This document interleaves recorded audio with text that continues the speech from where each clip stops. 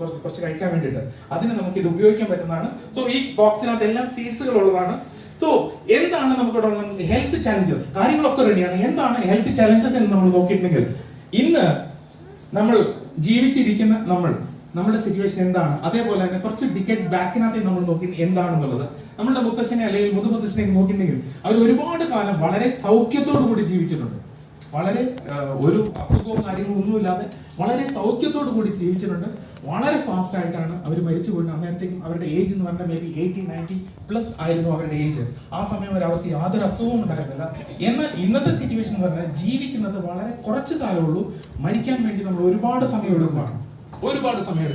Example, ഒരു 20-25 age എത്തുമ്പോഴത്തേക്കും ഒന്ന് നമുക്ക് ഡയബറ്റിക്കിനകത്തേക്ക് വരുന്നു, രണ്ടാമത്തെ BP-യിലോട്ട് വരുന്നു, മൂന്നാമത്തെ കൊളസ്ട്രോളിനകത്തേക്ക് വരുന്നു. ഇങ്ങനെയുള്ള ജീവിത രീതി നമ്മുടെ മാറിയതുകൊണ്ട്, ഇങ്ങനെയുള്ള ലൈഫ് സ്റ്റൈലിൽ വന്നതുകൊണ്ട് നമുക്ക് കുറച്ച് ഡിസോർഡറുകൾ ആയിട്ടുണ്ട്. അതുകൊണ്ട് ഇങ്ങനെയുള്ള അസുഖങ്ങൾ നമ്മളിനകത്തേക്ക് വരുന്നു.